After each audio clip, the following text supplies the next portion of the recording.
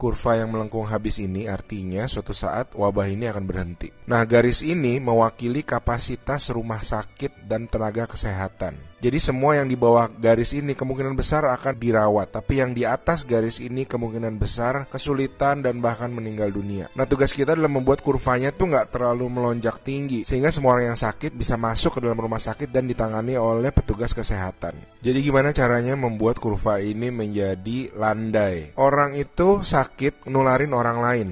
Nah, orang yang sudah sembuh, tubuhnya jadi punya imunitas, sehingga kemungkinan dia tertular lagi itu kecil atau hampir nggak ada. Sehingga caranya sebuah wabah apapun itu dari zaman dulu berhenti adalah ketika cukup banyak orang kena virusnya, lalu menjadi imun sehingga virusnya nggak bisa punya orang untuk ditularin lagi. Nah, kenapa selama ini kita perlu banget namanya social distancing atau ngejauhin diri? Animasi ini bagus banget. Ini contoh kalau semua orang bergerak bebas seperti biasa, nggak ada pikiran, semua tetap pergi konser, pergi jalan-jalan. Ini akan terjadi. Satu orang akan menularkan semua orang berbarengan, dan itu yang berbahaya. Seperti tadi kita ngelihat kurvanya ya. Pada akhirnya akan lewat dan pada akhirnya semua orang akan sembuh. Tapi karena kurvanya tinggi, banyak orang akan mati dalam prosesnya. Nah, yang terjadi di Cina dengan adanya lockdown, ditutup, membuat orang tidak sakit sekaligus berbarengan. Jadi kurvanya lebih landai kalau kalian lihat, sehingga memberi waktu untuk orang-orang menjadi sembuh dan akhirnya bisa melandaikan kurvanya.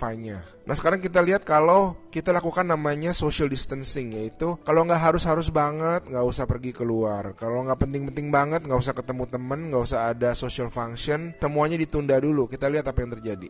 Nah, bahkan ini ada simulasi satu lagi, kalau social distancingnya itu benar-beneran ekstrim, orang nggak boleh keluar, ada jam malam dan sebagainya. Ini yang terjadi.